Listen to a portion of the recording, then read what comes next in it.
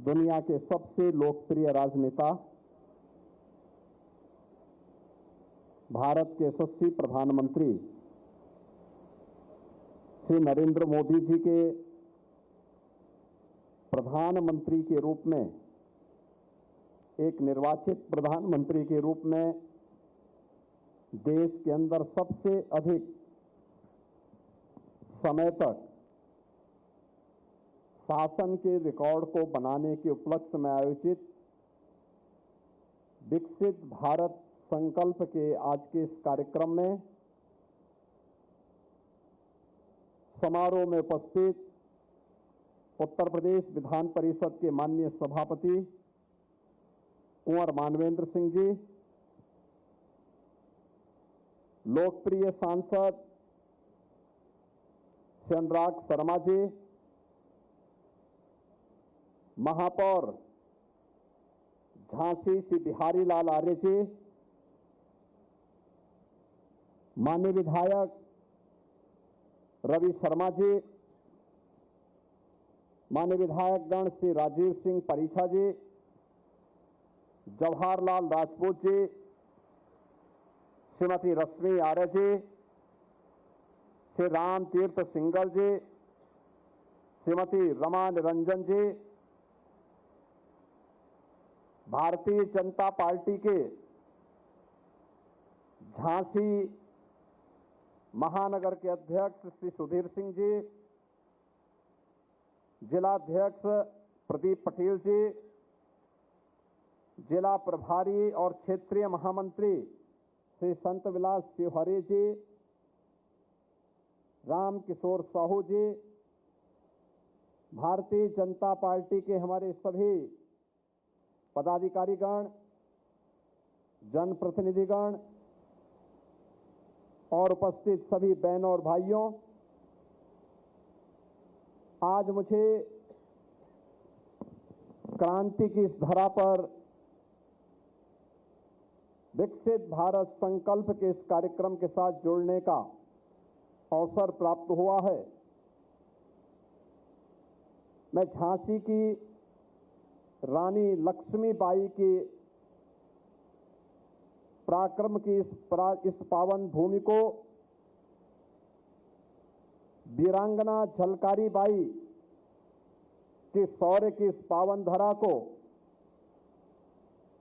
अपनी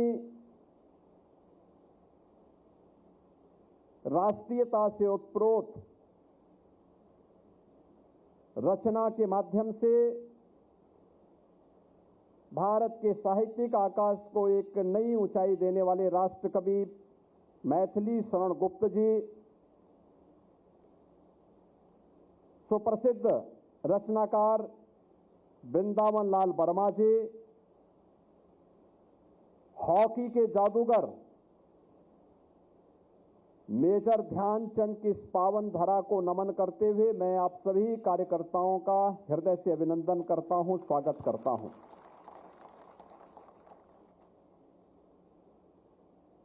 झांसी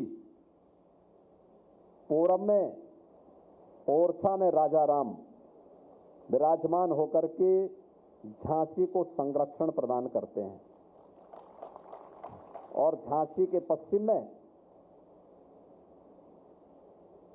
हम सबकी इष्ट देवी के रूप में, जगत जननी मां भगवती के रूप में, मां पीताम्बरा रक्षक के रूप में मजबूती के साथ हम सबकी सुरक्षा के लिए, राष्ट्र रक्षा के लिए हमें एक नई प्रेरणा प्रदान करती है। आज मुझे प्रातः दतिया में जाकर के पीताम्बरा पीठ में दर्शन करने का सौभाग्य प्राप्त हुआ। वहां से मैं सीधे ललितपुर गया हूं। ललितपुर में 2 कार्यक्रमों को संपन्न करने के बाद अब मुझे विकसित भारत संकल्प के इस कार्यक्रम में भाग लेने का अवसर प्राप्त हुआ। मैं धन्यवाद दूंगा यहां की महानगर और जनपद इकाई को, जिन्होंने मुझे इस कार्यक्रम के लिए यहां पर आने का अवसर दिया है। बहनों और भाइयों, भारत विकसित कब होगा? विकसित तब होगा जब यूपी विकसित होगा, और यूपी विकसित तब होगा जब झांसी समेत प्रदेश के सभी 75 जनपद विकसित होंगे। झांसी विकसित तब होगा जब हर ग्राम पंचायत, हर नगर निकाय आत्मनिर्भर होंगे और विकसित होंगे। हमारा शरीर है और शरीर का अगर एक अंग काम नहीं करता है तो हम पूर्णांग नहीं, दिव्यांग कहलाते हैं।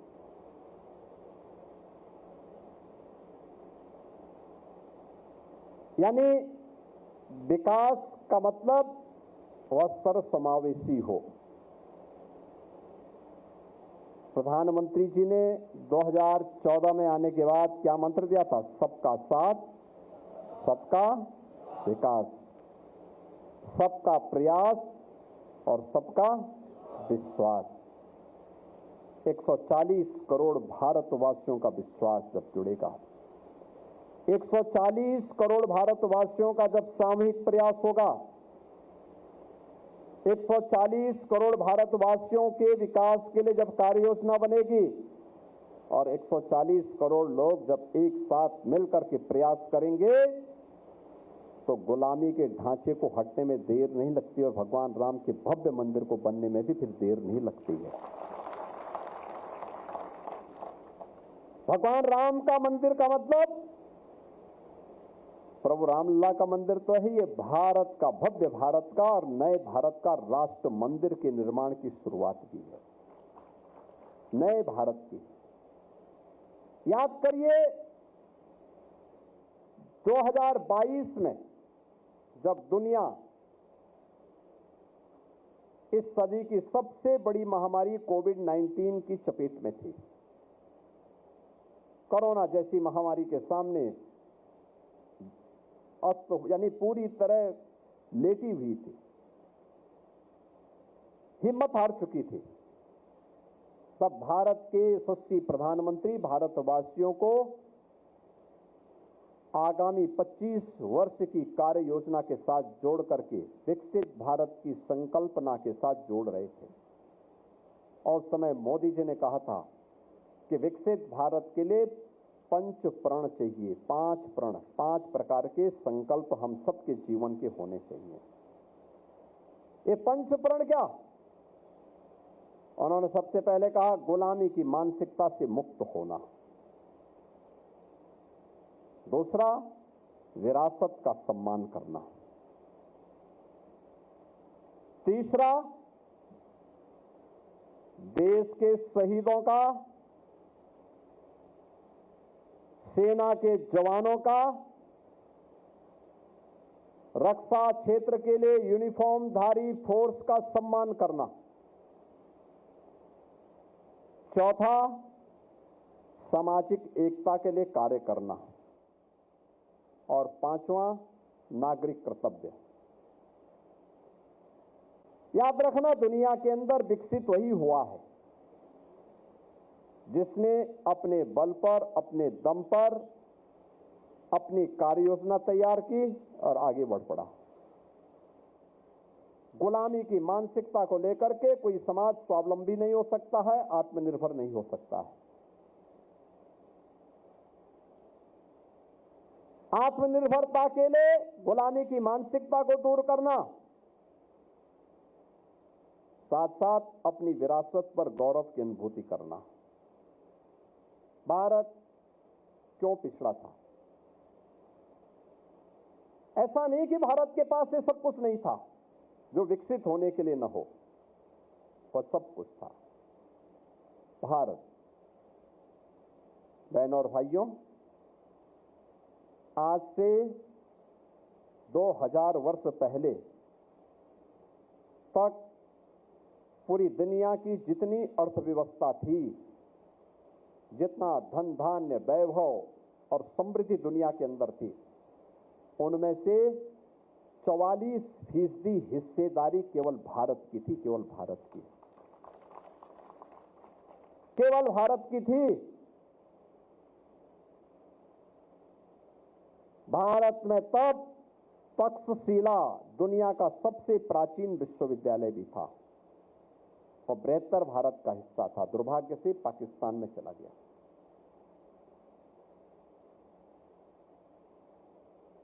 कालांतर में नए विश्वविद्यालय विकसित हुए। नालंदा भी हुआ, विक्रमशिला का हुआ, काशी के हुए, तमाम अन्य विश्वविद्यालय अलग अलग स्थानों पर। अगर काशी विद्या की नगरी थी तो नौलद्वीप वेस्ट बंगाल में नौलद्वीप था। दक्षिण भारत में कांची थी। मध्य भारत में इन आपके महाकाल की भूमि थी। ये सभी ज्ञान की धरोहर थी हमारे पास। कुंभ के जो 4 क्षेत्र हैं, ये परस्पर ज्ञान के आदान प्रदान की विद्वानों और ऋषि परंपरा की भूमि हुआ करती थी। इस पर व्यापक मंथन होता था। ये केवल आकर के संगम में स्नान करने का माध्यम नहीं था। ये ज्ञान की धाराओं को आपस में जोड़ने, उसको आदान प्रदान करने के भी ये माध्यम हुआ करते थे। आज से 400 वर्ष पहले तक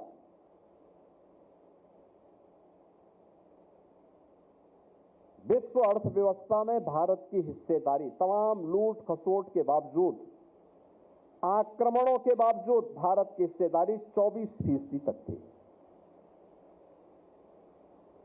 और धीरे धीरे करके पहले मुगलों ने, फिर अंग्रेजों ने भारत को खोखला बनाया।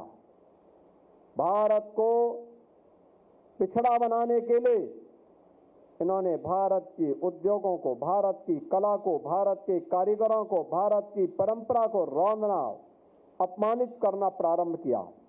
भारतीयों के मन में भाव पैदा कर दिया कि जो भारतीय है वह बेकार है और जो बाहरी है वही सब कुछ है। परिणाम क्या हुआ? हम गुलामी की मानसिकता से दब गए।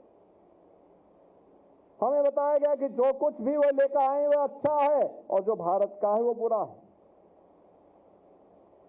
भाषा के लिए हमने उनकी भाषा स्वीकार कर ली, अंग्रेजी स्वीकार कर ली, संस्कृत को हमने हटा दिया, अपनी लोकल भाषा को हटा दिया, हिंदी को, बुंदेली को, सबको हमने हटा दिया। हमारी कला संस्कृति हम भूल गए। हमारे यहां हम भूल गए कि हमारी लोक गाथा, लोक परंपरा, लोक नाटक, लोक गाथाएं, आला उदल की लोक गाथा हो, लोक परंपराएं हो, इसके पीछे परंपरा थी, इसके पीछे इतिहास छुपा हुआ था। ये हमारे पूर्वजों की थाती थी। हमने उसको भूल करके अपने पॉप के पीछे भाग गए, वेस्टर्न कल्चर के पीछे भाग गए, अपने परंपरागत वाद्य को हमने छोड़ दिया, हम विदेशियों के पीछे भाग गए। हमने, आप देखो ना, ओरछा का नाम मैंने क्यों लिया? ओरछा के राजा राम, याद करिए, जब ये देश गुलाम था, मध्यकाल में संत तुलसीदास जी ने भारतवासियों का आह्वान किया था। तुलसीदास जी को बहुत बार ऑफर मिला कि अकबर के दरबार में आप भी जाइए, आपको भी सम्मान मिल जाएगा, आप भी नवरत्नों में सम्मानित हो जाएंगे। उन्होंने कहा अकबर कौन है? तो उनसे कहा गया ये बादशाह है। उन्होंने कहा बादशाह क्या होते हैं? कहा राजा। उन्होंने कहा नहीं भाई, मेरा तो एक ही राजा है। उन्होंने रामलीलाओं को शुरुआत की थी, कहा था बोलो राजा रामचंद्र की। और आप सोचो, ओरछा में भगवान राम राजा के रूप में विराजमान आज भी है, आज भी विराजमान है। हमें इन परंपराओं से काटा गया और उसके कारण धीरे धीरे करके भारत इसके बाद हटता गया। यानी हमसे विरासत से भी हम कटते गए, छंटते गए। यही कारण था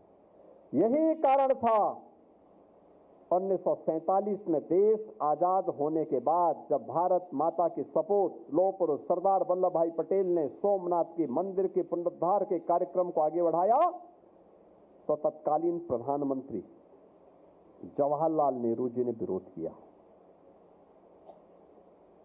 जब पहले राष्ट्रपति डॉक्टर राजेंद्र प्रसाद जी मूर्ति प्राण प्रतिष्ठा कार्यक्रम में सोमनाथ मंदिर जा रहे थे,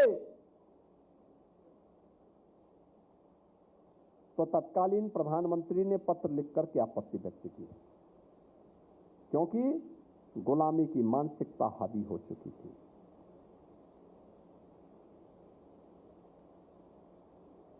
पहली बार हुआ जब भारत के कोई प्रधानमंत्री राम जन्मभूमि मंदिर के शिलान्यास में भी, प्राण प्रतिष्ठा कार्यक्रम में भी, और भारत की केसरिया ध्वजा का, धर्म ध्वजा का आरोहण जब राम मंदिर में होना था, तब अयोध्या में स्वयं पधारे, अपने कर कमलों से तीनों कार्यक्रमों को आगे बढ़ाया। ये है विरासत का सम्मान।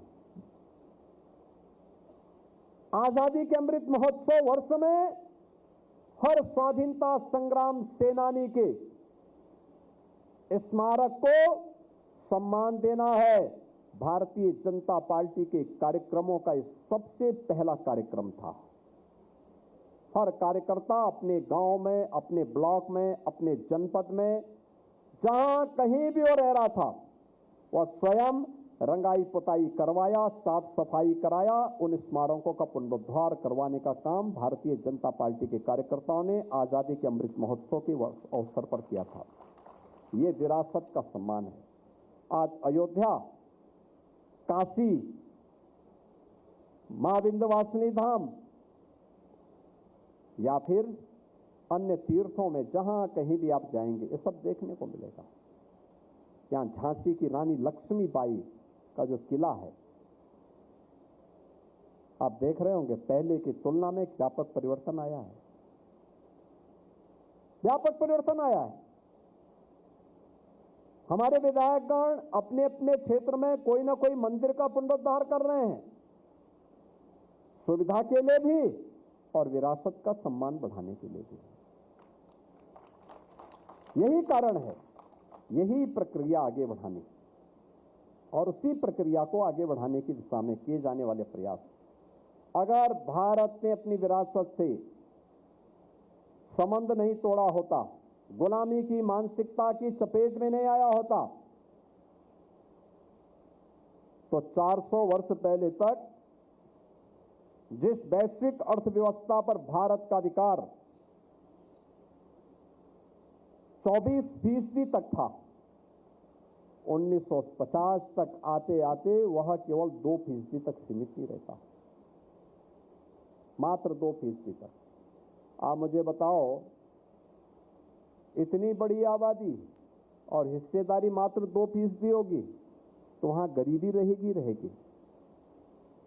जहां गरीबी होगी वहां बीमारी भी होगी, अशिक्षा भी होगी, बदहाली भी होगी, भूखमरी भी होगी, अराजकता भी होगी, लूट खसोट भी होगी, हर प्रकार की विकृतियां होंगी।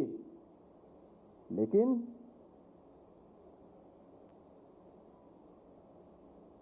भारत अपनी यात्रा को आगे बढ़ाया।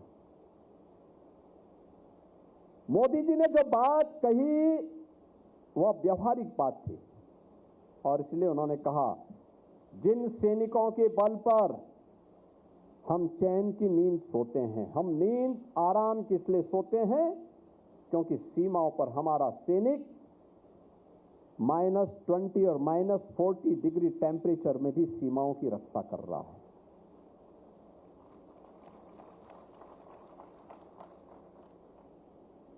हमारा पैरामिलिट्री का जवान नक्सल क्षेत्रों में और जहां उसको सुरक्षा का दायित्व दिया गया वहां मजबूती के साथ काम करता है।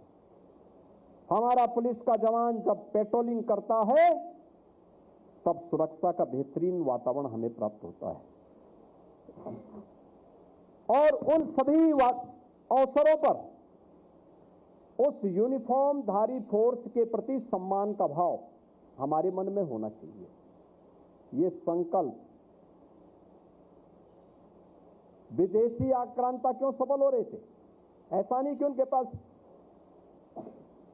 फोर्स ज्यादा रही हो, उनके पास फोर्स ज्यादा नहीं थी, ताकत भी ज्यादा नहीं था, वे हमसे बलशाली नहीं थे, वैभवशाली भी नहीं थे, शक्तिशाली नहीं थे।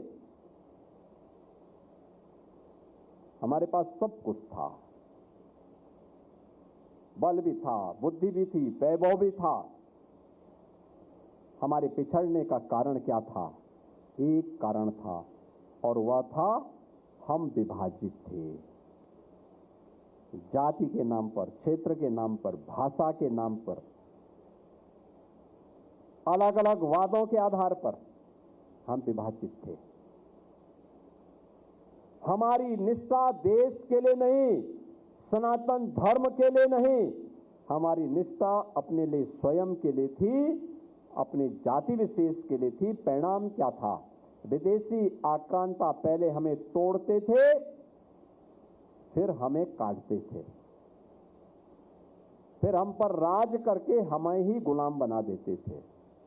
यही तो हुआ। आप इतिहास उठा करके देखिए, यही होता रहा। इसलिए एकता पर बल देना, जो एक समाज को जाति के नाम पर बांट रहे हैं ना, ये समाज के हितैषी नहीं। और अगर देखना हो, जब इनका शासन था तब ये क्या करते थे? अपने परिवार का भरते थे, तब परिवार के लिए कार्य करते थे। और जब सत्ता से बेदखल कर दिया जनता ने, तो अब जाति के नाम पर समाज को बांटने का फिर से काम करने लग गए। हमें इससे सावधान होना। इसलिए सामाजिक एकता के लिए कार्य करना, समाज को जोड़ना, एकता के लिए कार्य करना। और पांचवां संकल्प वह है नागरिक कर्तव्य। नागरिक कर्तव्य का मतलब जो जिस क्षेत्र में है, जो जिस क्षेत्र में काम कर रहा है। एक विद्यार्थी है, विद्यार्थी का अपना पाठ्यक्रम को ससमय पूरा करना, ये उसका नागरिक कर्तव्य है। एक शिक्षक समय पे अपने विद्यार्थी को संस्कारित करते हुए राष्ट्र निर्माण के अभियान के साथ जोड़ सके, योग्य नागरिक बना सके, ये उसका नागरिक कर्तव्य है। एक व्यापारी एक उपभोक्ता के प्रति, एक नागरिक के प्रति ईमानदारी के साथ व्यापार करे, कालाबाजारी को न बढ़ने दें, अनावश्यक वस्तुओं के दाम को महंगा न करे, समय पे टैक्स जमा करे, ये उसका नागरिक कर्तव्य है। एक किसान समय पे अच्छे बीज बोएं, अच्छी खेतीबाड़ी करें, समाज के पेट को भरने के लिए अन्न उत्पन्न ईमानदारी के साथ करते हुए ईमानदारी से जो उसका मुनाफा होता है उसको कमाए, ये उसका नागरिक कर्तव्य है। यानी समाज के अंदर जिसका जो दायित्व है, ईमानदारी के साथ उसका निर्वहन करना, और ईमानदारी के साथ उस निर्वहन को करते हुए जब वह कार्य करेगा, ये पंच प्रण विकसित भारत की संकल्पना के 5 मंत्र हैं, और यहीं से यात्रा प्रारंभ होती है। भारत ने पिछले 12 वर्ष में मोदी जी के नेतृत्व में जो यात्रा प्रारंभ की, यानी कहां भारत की प्रतिष्ठा को कांग्रेस ने और यूपीए सरकार के सहयोगियों ने पूरी तरह खराब कर दिया था। दुनिया के अंदर कोई सम्मान नहीं था, बदहाल स्थिति थी, अर्थव्यवस्था लड़खड़ा चुकी थी, भ्रष्टाचार चरम पर था, बेईमानी चरम पर थी। मोदी जी के नेतृत्व में आज भारत दुनिया की 5 बड़ी अर्थव्यवस्थाओं में भारत की अर्थव्यवस्था को जाना जाता है। आज ये 12 वर्ष में हुआ परिवर्तन है। आज दुनिया के अंदर भारत का सम्मान बढ़ा है। दुनिया के अंदर सबसे तेज गति से बढ़ने वाली अर्थव्यवस्था कोई है तो भारत की अर्थव्यवस्था है। ये परिवर्तन हुआ है। इंफ्रास्ट्रक्चर आज भारत के अंदर कितना अच्छा हुआ है, ये सबके सामने है। एयर कनेक्टिविटी दुगनी से अधिक हुई है, रोड कनेक्टिविटी पहले से बेहतर हुई है, रेलवे की कनेक्टिविटी बहुत अच्छी हुई है। नमो भारत, वंदे भारत, अमृत भारत के नाम पर आज भारत के अंदर बन रही ट्रेन्स हैं, डिफेंस मैन्युफैक्चरिंग में भारत आत्मनिर्भरता के लक्ष्य को प्राप्त कर रहा है। और मैं आता था ना यहाँ पे बुंदेलखंड में, मैं बार बार कहता था कि डिफेंस मैन्युफैक्चरिंग कॉरिडोर का मतलब अब बुंदेलखंड का नौजवान केवल भर्ती ही नहीं होगा, बल्कि बुंदेलखंड में बनने वाली तोप और मिसाइल से जब दुश्मन पर छोड़ी जाएगी वो थर्रा उठाएगा। आपने ब्रह्मोस मिसाइल की ताकत वो देखा होगा। जिस दिन पहली ब्रह्मोस मिसाइल को मैंने लखनऊ से रवाना किया था, आपने देखा होगा उसके तीसरे दिन जब वो गरजी थी, पाकिस्तान हाय तौबा करते करते भागता हुआ फिर रहा था, नाक रगड़ने के लिए तैयार हो गया, रगड़ने के लिए मजबूर हो गया था। यह है भारत की ताकत। ये विकसित भारत की संकल्पना को आगे बढ़ाने के प्रधानमंत्री मोदी जी के उस विजन का पार्ट है जो आज हम सबको देखने को मिल रहा है। और डिफेंस मैन्युफैक्चरिंग कॉरिडोर झांसी में भी, चित्रकूट में भी, कानपुर में, आगरा में, लखनऊ में, अलीगढ़ में हम विकसित कर रहे हैं तेजी के साथ। 35,000 करोड़ रुपए के निवेश के प्रस्ताव हमें प्राप्त हुए हैं। हजारों नौजवानों को नौकरी मिल रही है। रोड कनेक्टिविटी, इंफ्रास्ट्रक्चर का विकास किस रूप में?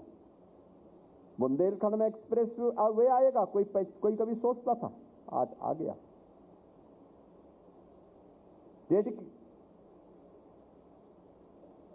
डेडिकेटेड फ्रेट कॉरिडोर झांसी से होके जाएगा, कोई सोचता था, आज आ गया। बीडा भारत के सबसे बड़े औद्योगिक शहर के रूप में विकसित होने की कोई कल्पना भी नहीं करता था, आज वो साकार हो रहा है आपके झांसी में। फार्मा पार्क बुंदेलखंड में बनेगा, ये सपना था, आज साकार हो रहा है। मेडिकल कॉलेजेस का संजाल पहले सपना था, आज साकार हो रहा है। आप सोचो ना, ये मंडल ये कमिश्नरी 3 जनपद हैं, झांसी, जालौन और ललितपुर, और तीनों में एक एक मेडिकल कॉलेज।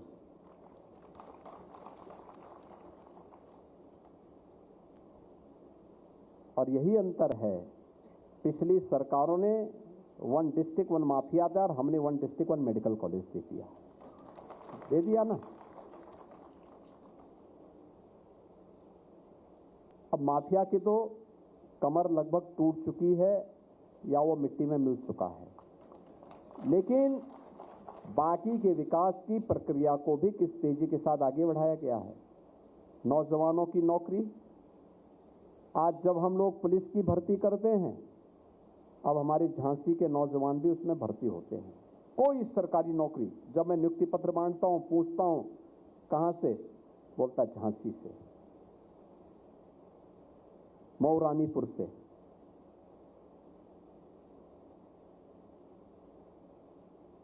झांसी के किसी विकास खंड का नाम लेता है, मुझे भी अच्छा लगता है। बुंदेलखंड का नौजवान अब पलायन नहीं कर रहा है, नौकरी प्राप्त कर रहा है।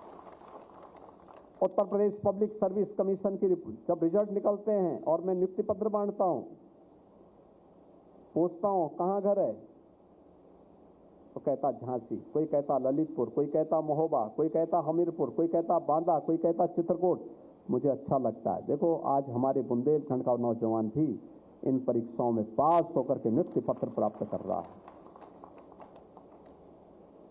सीएम युवा में जो हम गारंटी मुक्त, ब्याज मुक्त ऋण उपलब्ध करवाते हैं, नौजवानों को पत्र वितरित करते हैं, पूछते हैं भाई कहां घर है, बताता अपने गांव का नाम, अपने ब्लॉक का नाम, हमें अच्छा लगता है।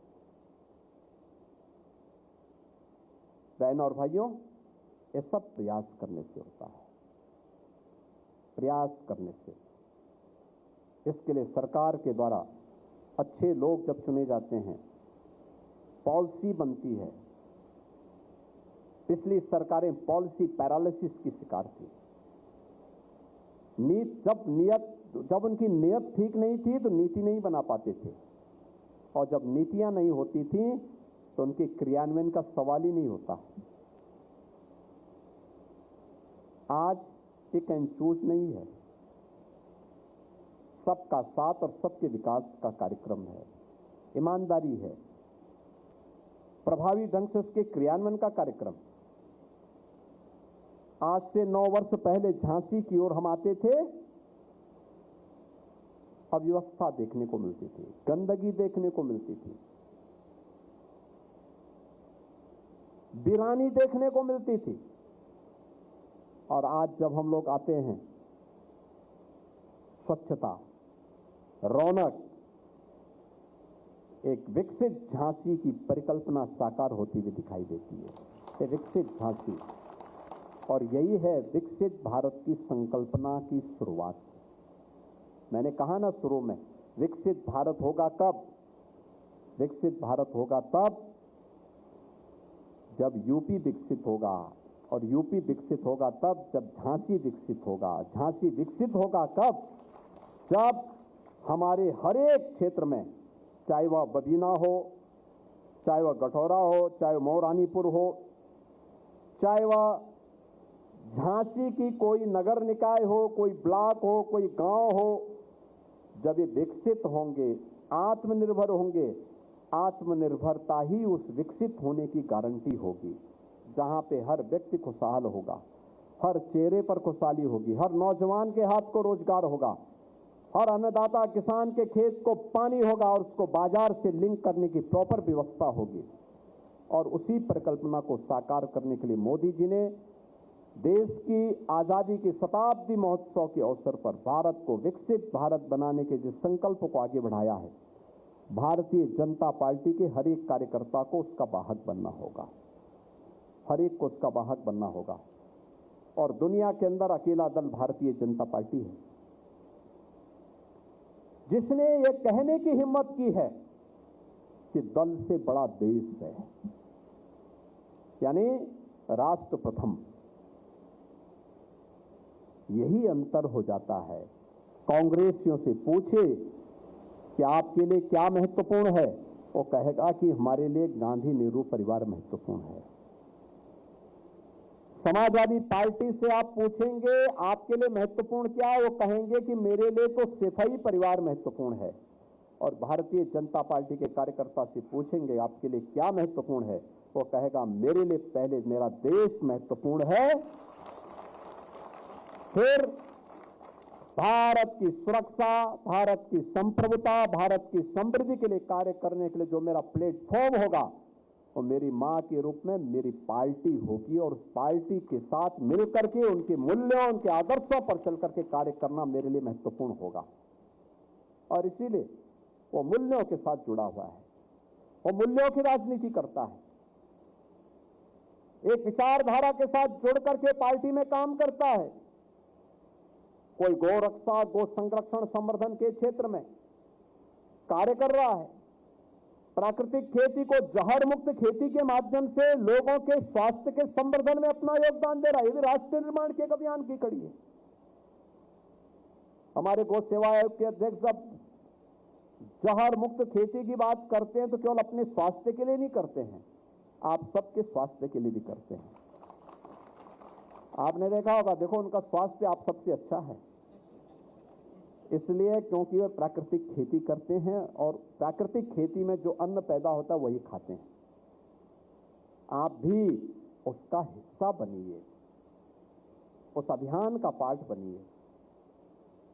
कारीगरों को, हमारा हस्तशिल्पी, हमारी कारीगर, याद करना भारत समृद्ध तब था जब खेती बाड़ी, परंपरागत खेती बाड़ी भी होती थी, और मैन्युफैक्चरिंग के रूप में हमारा परंपरागत उद्यम उसके साथ सहभागी बनता था। दोनों की ताकत जब बनती थी, मिलती थी, तब दुनिया के बाजार में हमारा वर्चस्व था, हमारा कब्जा था। और आगे भी उसी प्रक्रिया को, वन डिस्ट्रिक्ट वन प्रोडक्ट, उसी का हिस्सा है। पीएम विश्वकर्मा की योजना उसी का हिस्सा है। ये सभी कार्यक्रम उसी के हिस्से हैं, उसी परंपरा को आगे बढ़ाने के लिए आज हम सब इस कार्यक्रम के साथ जुड़े हैं। मुझे बहुत प्रसन्नता है कि विकसित भारत की संकल्पना को लेकर के प्रधानमंत्री जी के 12 वर्ष के सफलतम कार्यक्रम को, और सबसे अधिक दिन तक एक निर्वाचित प्रधानमंत्री के रूप में अपनी यात्रा के रिकॉर्ड को बनाने के लिए मैं प्रदेशवासियों की ओर से, झांसी की जनता जनार्दन की ओर से प्रधानमंत्री जी के प्रति हृदय से बधाई देता हूं, उनका अभिनंदन करता हूं। उनके स्वस्थ और दीर्घ जीवन की कामना करते हुए एक लंबे समय तक देश को उनका नेतृत्व मिले और देश को विकसित भारत की संकल्पना की ओर आगे बढ़ाने में हम सब सहभागी बन सकें, इस विश्वास के साथ मैं झांसी के आप सभी कार्यकर्ताओं के प्रति अपनी मंगल में शुभकामनाएं व्यक्त करता हूं। धन्यवाद। जय हिंद।